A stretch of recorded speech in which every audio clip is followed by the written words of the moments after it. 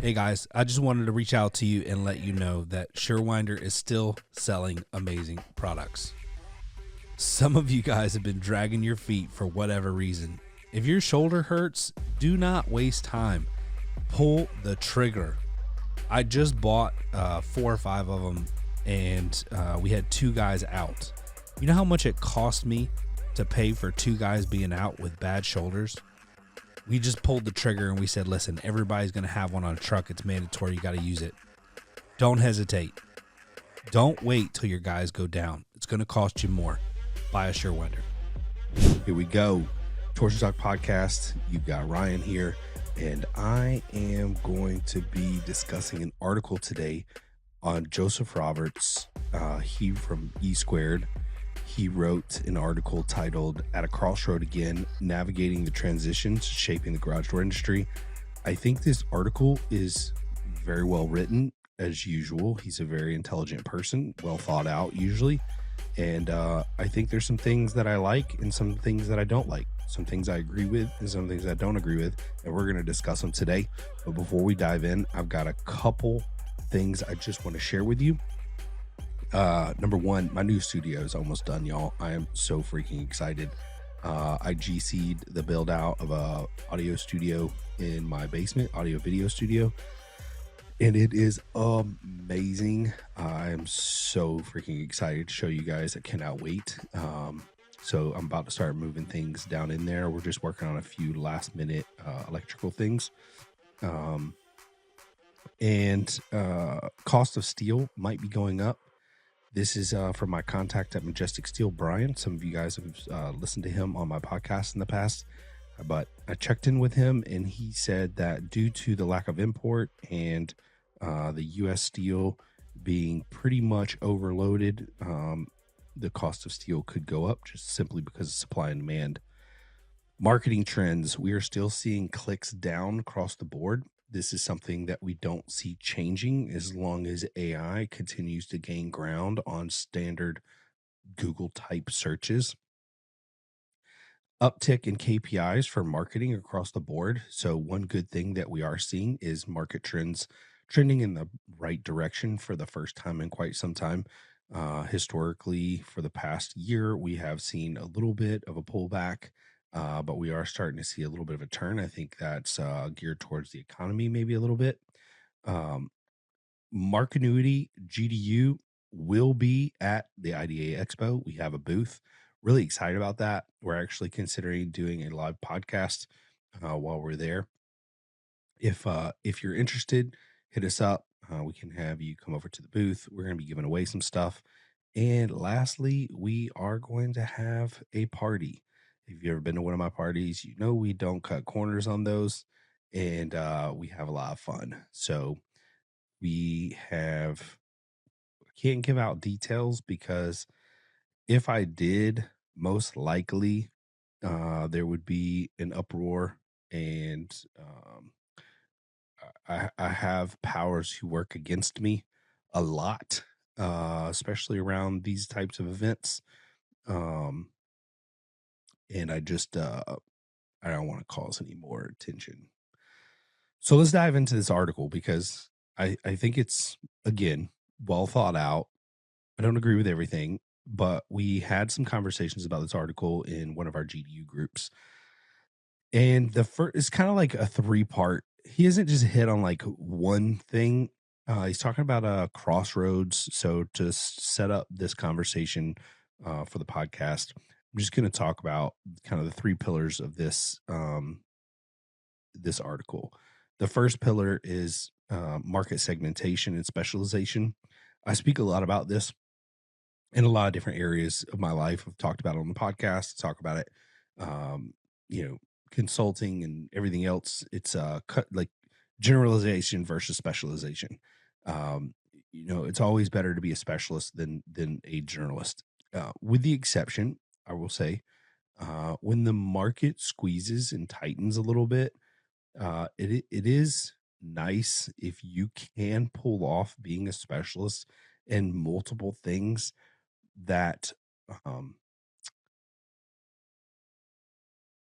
have demand different ways and offset seasons. Okay. So I was trying to choose my words properly because I have a feeling people are going to pick this podcast apart, and that's perfectly fine. I'm willing to back up anything I say and willing to admit if I'm wrong. So long story short, he talks a little bit about how he thinks dealers need to be more specialized and focus on, like, if you're doing residential commercial, he's seeing a trend where people are just trying to focus on residential or commercial and not both. And those are the companies, I think, if I'm not mistaken, he's saying that he's seeing be more successful. And um, I don't necessarily agree with that. I got out of residential, or like, well, I didn't get out of residential. I added commercial because of the seasonality. Like, if you want to be successful, I do not like the HVAC business for the simple fact that, you have this steep drop off and you have this, high pump, and managing cash flow and overhead is brutal. So I know we don't have that big of a drop off, but what I will say is I do feel like we do have drop offs. And if I can have really good business in one segment during one, um, you know, quarter, and then another segment pump really hard for another quarter, uh, I don't mind that. Like, I know there's some pros and cons to it, but I'm looking for stability of revenue, and there's got to be an association of, I'm not just doing it for vein and revenue. I'm doing it for annualized profitability. And if we can't achieve that, then there's no reason to having that line of business. And I think we should always be evaluating, are we accomplishing those goals? And so I don't really necessarily believe that a company that does residential commercial is a generalist. I think you're still a specialist. I just think you have two different departments doing doors for two different clientele. And I'll speak to one more thing on this before I move on. Uh, I split out my commercial website from my residential website because I have seen Google over the years, especially recently, give a lot more preferential treatment to websites who are very specialized. And so I split out my commercial and built a whole different website specifically for commercial than I did residential. The, I will say too, to that point, uh, if you're thinking about it in a way where it's like, you know, if you're building a website and let's think about the homepage, right? You're either going to have a lot of times a very residential feel with commercial options, or a commercial feel with some residential options. And if we're trying to serve two communities or two sets of clientele that are very different, the B2C and B2B, like the verbiage is different, the communication, like everything's different. Targeting them is different. Like how you about it is different. This is why I decided to break it apart, because I was constantly having conflict on how I communicate to my customers that we're equally as good in commercial than we are in residential. Like, how do you accomplish that with imagery, whatever? And how does a homeowner feel like super confident in the fact that you're an expert at residential garage doors if 50% of your website is also commercial? Now, maybe I just made Joseph Roberts' point for him on his behalf, but I think you can do it. I just think you have to do it right. And so I think the days of having like one website that You do commercial and you do, residential, I think you're over. I think you got to split them out. That's my opinion. That I've been wrong before, but I'm not afraid to get it wrong. I'm not afraid to fix it. But right now, it's playing well for me. My website ranks really well for commercial. My website ranks well for residential, and my commercial website's fairly new. And it did not take long for me to get number one, number two, and number three positions for almost all the keywords we wanted. I don't think a lot of people optimize their website for SEO in commercial, and I think that's a huge contributor to our inbound leads. The second point that Joseph Roberts talks about is the tension between dealer and vendor relationships. And here's where I probably want to spend majority of the time. Although I do think there are some other key points that he makes um, here in a little bit. I really want to spend time here. I I want to say, especially for the vendors that listen to my podcast, please don't take this personally, right? Because I'm not taking it personally when you guys make business decisions that don't positively affect my business. Let me take a sip of my coffee. So Joseph goes on to talk about these relationships with um, vendors, and he talks about um, consolidation at the vendor level. However, it's slowed down a little bit. The relationship between the OEMs and the dealers are different. They're changing. And one thing that I want to point out to you is um, I've mentioned this before. I'm just gonna talk here, right? Um, I've been in multiple industries, like changed career paths a couple times, and I can honestly say that I've never seen an environment with worse sales reps, and it is getting better. Thank God, it is getting better, but I have to say that when I got into the garage door industry, the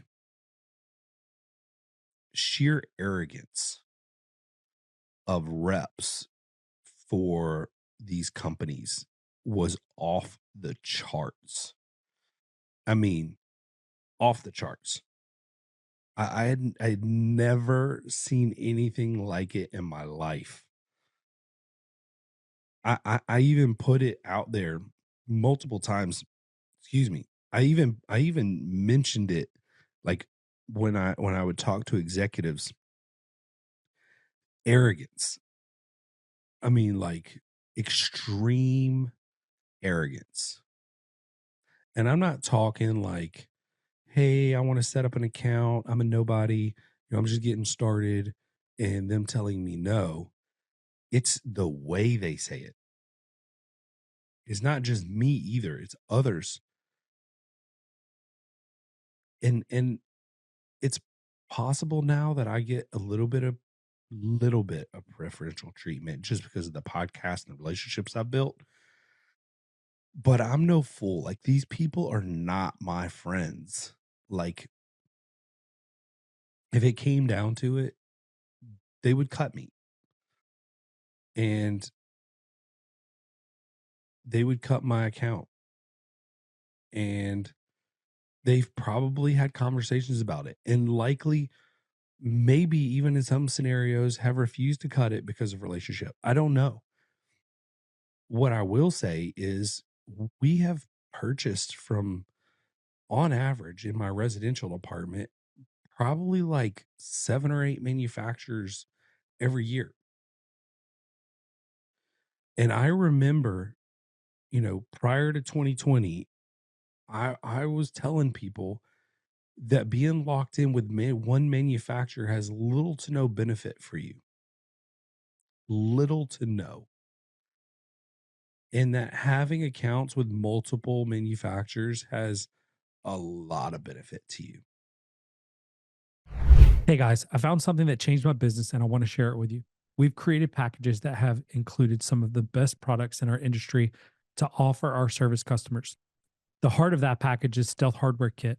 Stealth Hardware is the quietest hinges on the market. I challenge you to buy at least one of these, test it for yourself. Put it on your truck and design a quiet performance package for your customers willing to pay for a better, smoother running door. Buy your Stealth Hardware Kit at Service Spring, do a search for Quiet Hinge, and then buy that. You can buy a double or single door, 7 or 8 foot tall, and promise you, it'll change your service forever.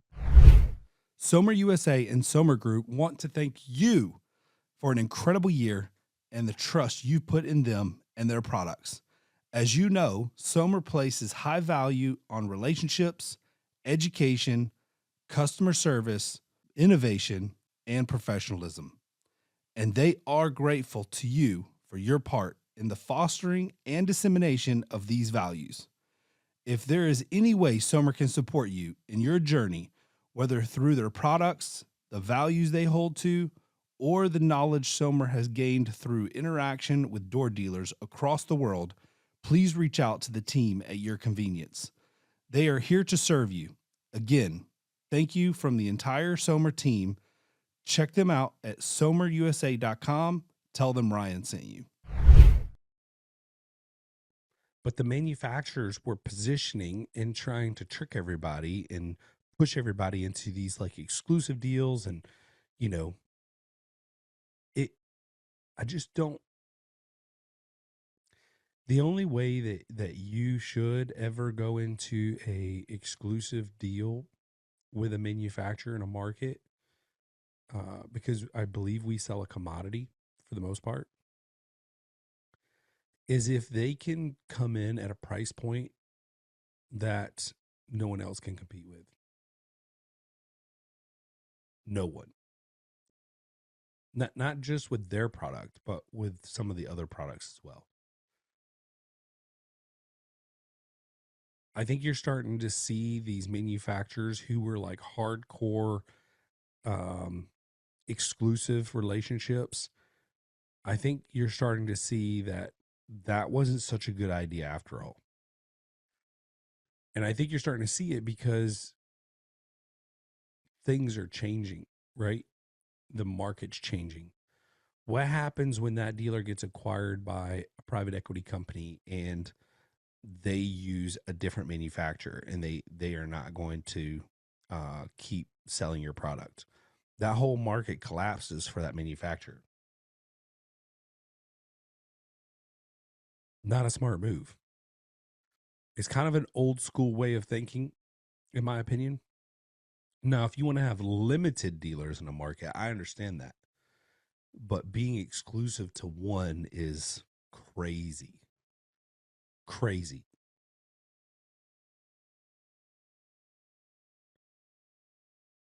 I also think that it can't all be about price. And this is why over the years I haven't really like banged on my manufacturers for pricing decreases. I know I'm guilty, and it is probably as a business person, like me not trying to hardcore negotiate my prices down every single like month or quarter is it probably looks bad because I do think you should probably buy your product for as little amount as possible. But at the same time, I know that like I feel like back in the day, like pre 2020, like I thought these people had good intentions and maybe they just didn't have enough money to do quality control and distribution properly. And then Nucor buys CHI, and we start to see that not only do they have the money, but they have a surplus of money. But yet at the time, CHI like really struggled with quality control. So then it like led me down this path of, well, I'm having a hard time understanding if they're making that much money on garage doors, manufacturing them. And I would have to assume that majority of manufacturing is done with automation. I mean, I would hope so. Then what then happens when we get products and it's not right, or sent the wrong thing, damage, missing stuff, and then we have to go back out to the job site? Like, logistically, I think it's significantly more complicated for a dealer than it is for a manufacturer. So for them not to have like extreme quality control in place,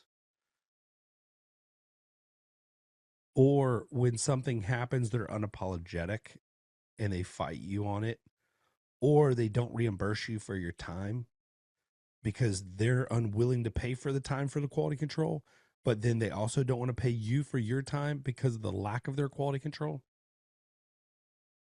These are problems that I see across the board. Now, I just want to give a shout out. Like, I think, we can sit here and talk about the tough conversations, but as you guys know, like, I'm going to give praise where I think praise is due, but I'm going to be honest with you guys. Like, I deal with 3 manufacturers a lot, and I like these 3 manufacturers a lot. The first one's ArmorLite. Love ArmorLite. They build one of the best, if not the best, glass garage doors in the entire country, without a shadow of a doubt. The second one is Haas. I love Haas. You know why I love Haas? I genuinely think Haas cares. I think they care about building a good product. I think they care about distributing a good product. I think they've invested in manufacturing. I think they've invested in automation. I mean, they have a QR code that you can scan and see the history of the door. Like, they've had that for a while. And have you not questioned why other manufacturers don't do something similar? Have you ever questioned why some manufacturers put like a serial number on a door and then make you call to get the information?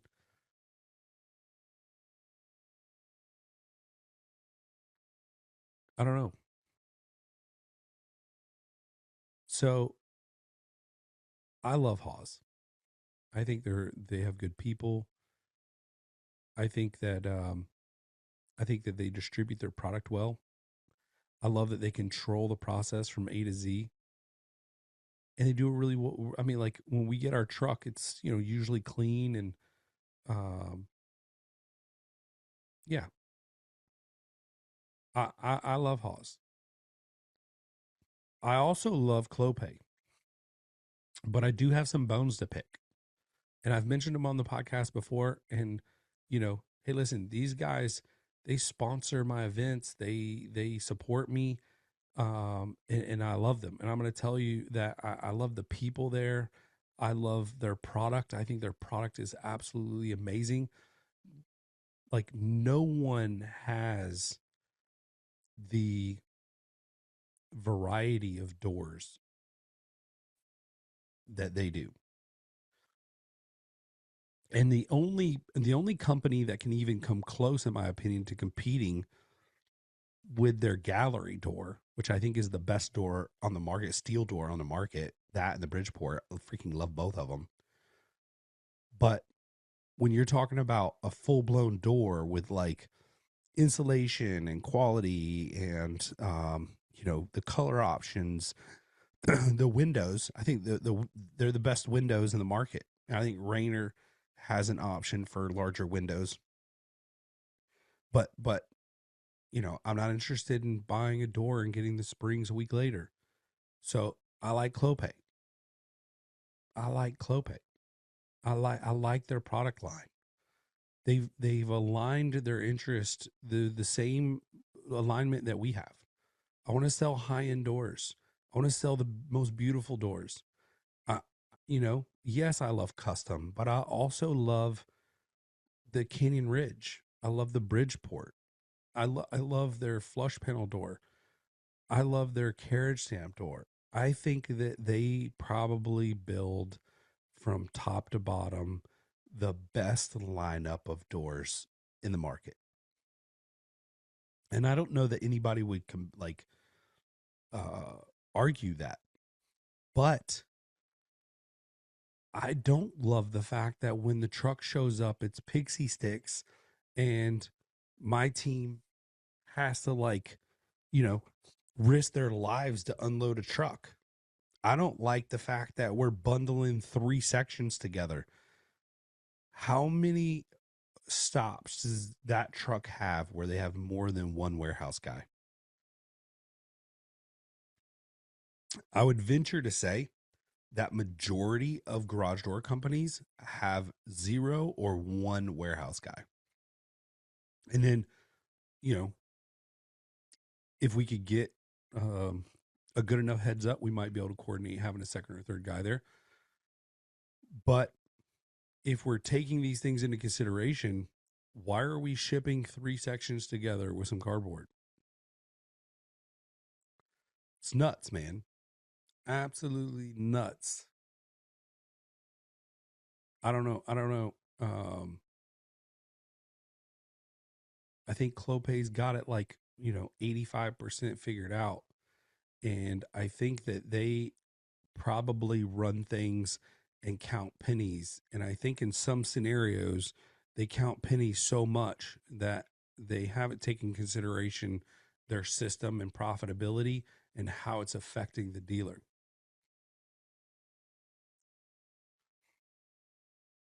But damn, do they build a good door. And I think sometimes maybe that's enough. We just need to be okay with it, right? So I don't know. But what I will tell you is these guys are not going to call you most of the time and be like, hey, we're going to lower your pricing, unless they have tiers where you've reached a certain amount of purchases from them. I don't think they're calling and volunteering discounts.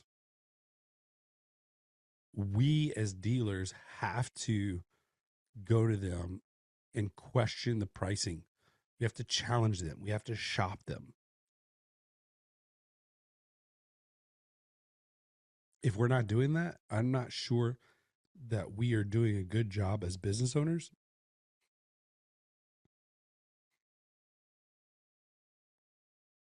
And if they offer you 10%, it's most likely you can get 20. The margins that we saw CHI sell for to Nucor, I don't know if that's across the board, but I would be willing to bet it is. I said probably 3 or 4 years ago, there's going to be, Joseph also talks about manufacturers going direct to consumer.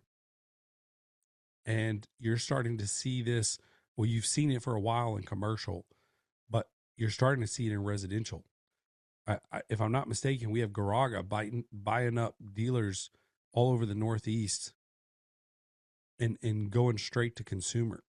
I don't know if that's a product of them just having trouble getting market share of dealers in the United States. And they're like, hell, well, if we buy them, they have to use our product. I have no clue if their product's good or bad. I'm just saying, I don't know why you would want to get into the low margin game if you're in the high margin game. If you're pumping 30 something % net profit margin, why are you going to go buy a dealer? And most of these manufacturers, I mean, their manufacturing is built around systems and processes.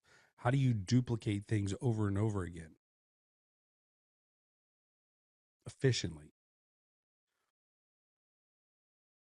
It's possible in the garage, as a garage door dealer, but it's very complicated too. It's difficult.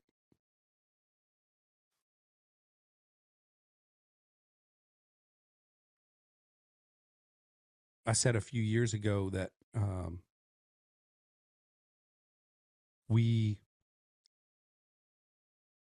I believe that there's going to be people moving into our industry that's going to start manufacturing. The manufacturing of garage doors. I don't know And what I meant by that was there's going to be some like really advanced people, tech savvy, that can really do it right. And I haven't seen it yet, but I got to believe it's going to happen. Because when you count how many manufacturers there are that are really making a national impact, it's not many. There's room for more, especially ones that have good reps that aren't arrogant and bad at their job, because I won't do business with people like that. I won't tolerate my income or my company buying product from someone who doesn't support us well and treat us right, call us back. And if my rep won't do it, and in some scenarios, my reps do suck and I have to go around them to get what I need. I'm not going to be at the mercy of a bad representative.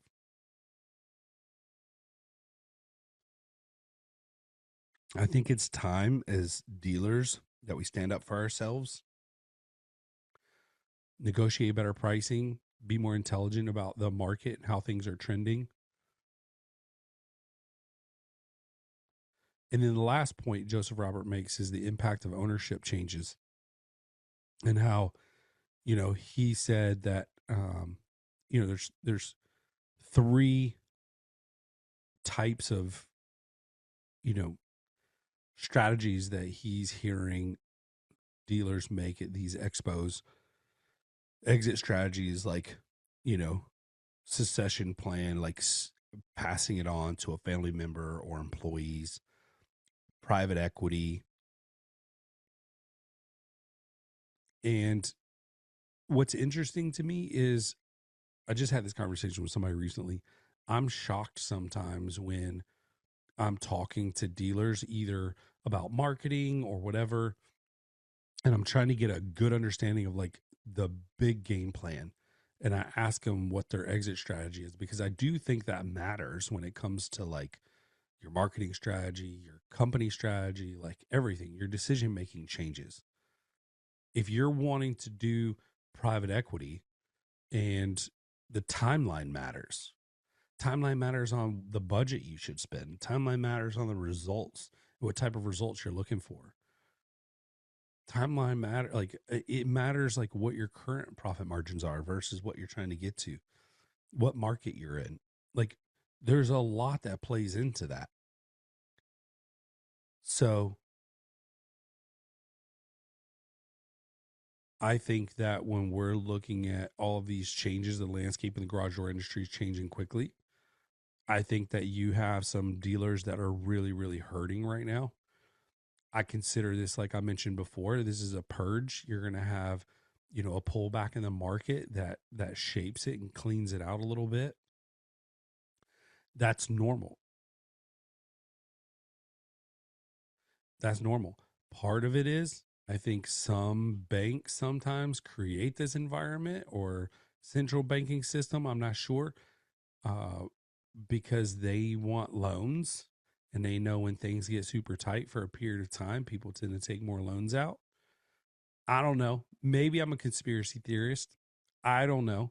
But what I do know is it is good that we don't have, 1,000 garage door companies in the metro Atlanta area, and we only have 800.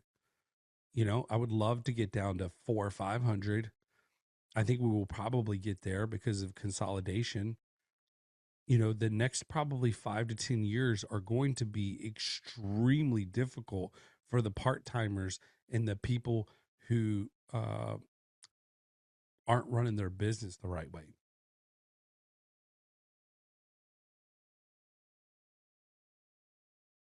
It's not going to go well.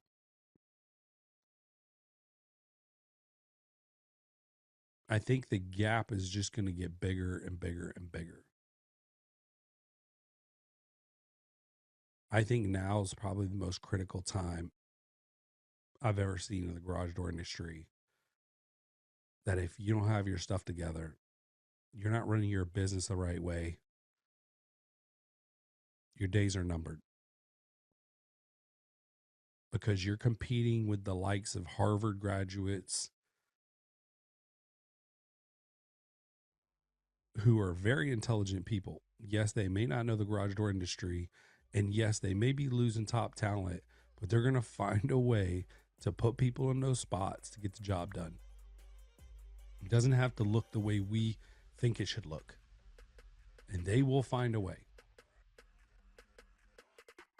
And if they want to bleed you out, they probably can.